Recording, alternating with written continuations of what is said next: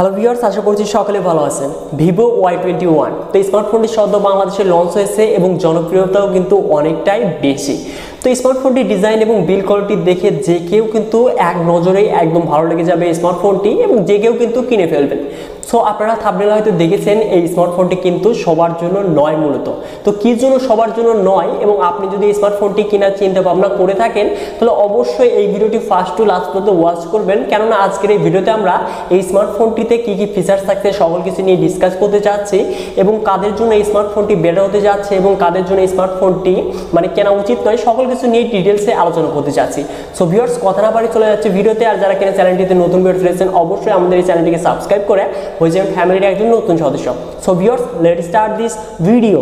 So viewers, এই স্মার্টফোনটির box থেকে unboxing করলেই দেখতে পারবো প্রথমেই থাকছে ইউজার ম্যানুয়াল, তার নিচে দেখতে পারবো ব্যাক কভার, তার নিচে থাকছে আমাদের কাঙ্ক্ষিত এই স্মার্টফোনটি। তো ফোনটিকে একটু সাইডে রাখলেই তার নিচে দেখতে পারবো 18 ওয়াট চার্জিং অ্যাডাপ্টার, সাথে থাকছে ইউএসবি টাইপ সি পোর্ট। তো এবার আসা যাক এই স্মার্টফোনটির ডিজাইন এবং বিল্ড কোয়ালিটিতে। তো ফোনটির ফ্রেম এবং রিয়ারে দেখতে পারবো পলিকার্বনেট ম্যাটেরিয়াল, এবং পলিকার্বনেট ম্যাটেরিয়াল হলেও এর যে ডিজাইন তা এক কথায় ক্রাশ খেয়ে যাওয়ার মতো এই স্মার্টফোনটি দেখে। তো যে কেউ কিন্তু এক দেখাতেই চয়েস করবে, তাতে চোখ বন্ধ করে বলা যায়। এবং এই ফোনটির ওয়েট হতে যাচ্ছে 182 গ্রাম এবং থিকনেস 8 মিলিমিটার। সো অবশ্যই ফোনটি হালকা এবং পাতলা হতে যাচ্ছে। এবং এই ফোনটির ডান সাইডে থাকছে ভলিউম আপ এবং ডাউন বাটনের সাথে পাওয়ার বাটন, যেটি কিনা সাইড মাউন্টেড ফিঙ্গারপ্রিন্ট হিসেবে কাজ করবে এবং বাম পাশে কোনো কিছুই থাকছে না। এবং এই ফোনটির নিচের দিকে থাকছে 3.5mm audio jack, primary microphone, USB type C port and speaker grill, এবং উপরের দিকে থাকছে ট্রিপল কার্ড স্লট, যেখানে আমরা দুটি সিম সহ একটি মেমোরি কার্ড ইউজ করতে পারবো। এবং এই স্মার্টফোনটি আমরা মোট দুটি কালার ভ্যারিয়েন্টে পেতে যাচ্ছি, একটি হচ্ছে ম্যাটলিক ব্লু, অপরটি ডায়মন্ড ব্লু। তো এবার মুভ করা যাক এই স্মার্টফোনটির ডিসপ্লেতে। 6.51 inches IPS LCD display panel দেখতে পারবো, যার রেজলিউশন এইচডি প্লাস অর্থাৎ 720x1600 পিক্সেল, সাথে থাকছে 270 পিপিআই ডেনসিটি। তো এখানে full HD plus resolution provide করতে পারলে অবশ্যই বেটার একটি ডিসপ্লে প্যানেল হতে পারতো। তো যাই হোক, তারা অনেকটাই কস্ট কাটিং করে তাদের ফোনে, তা তো আমরা আগে থেকে জানি। তো এবার মুভ করা যাক এই স্মার্টফোনটির পারফরমেন্সে।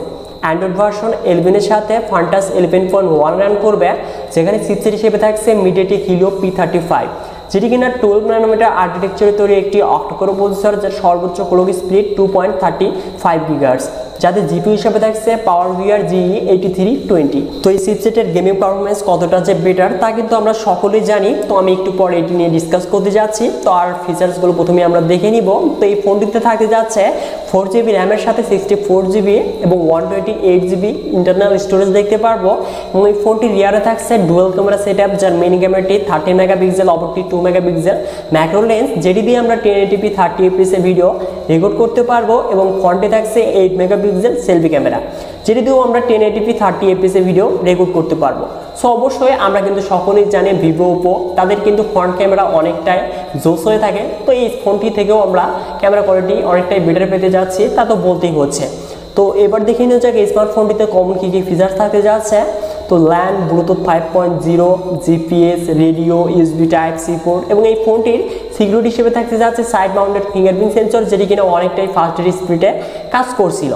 এবং এই ফোনটিতে থাকছে 5000 mAh ব্যাটারি, যেটি কিনা 8 ওয়াট ফাস্ট চার্জিং সাপোর্টেড। এবং এই স্মার্টফোনটির অফিসিয়াল প্রাইস রাখা হয়েছে 14,990 টাকা। অবশ্যই এই স্মার্টফোনটির প্রাইসটা যে অনেকটাই বেশি রাখা হয়েছে তা তো বলতেই হচ্ছে, তার প্রতিবারই ওভার প্রাইসে ফোন রাখে এবং সেই ফোনগুলো যেভাবে ঢাকঢোল ফিরিয়ে মার্কেটিং করে তা যাই হোক লজ্জাজনক হওয়ার পরেও তারা যে বারবার এই কাজটি কেন করে তা আমি জানি না। তো বিশেষ করে আপনারা যারা মানে ডিজাইন মানে বেস্ট একটি ডিজাইন চাচ্ছেন 30,000 টাকার মধ্যে, মানে 30,000 টাকার ফোনের তো কিন্তু এইরকম ডিজাইন দেয় না, মানে আউটলুকিংটা যদি বেস্ট নিতে চাচ্ছেন তাহলে অবশ্যই ভিভো Y21 এই স্মার্টফোনটি আপনার জন্য বেস্ট হতে চাচ্ছে। আর আপনি যদি এই বাজেটে এই ফোনের চেয়ে বেটার একটি ফোন নিতে চাচ্ছেন তাহলে অবশ্যই Realme C25s বা Poco M2 Reloaded এই দুটি স্মার্টফোন দেখতে পারেন। এই দুটি স্মার্টফোনের ডিসপ্লে, ব্যাটারি ব্যাকআপ সকল কিছুই কিন্তু বেস্ট। এবং আপনি যদি গেমার হয়ে থাকেন তাহলেও কিন্তু এই দুটি স্মার্টফোন আপনার জন্য বেস্ট হতে যাচ্ছে।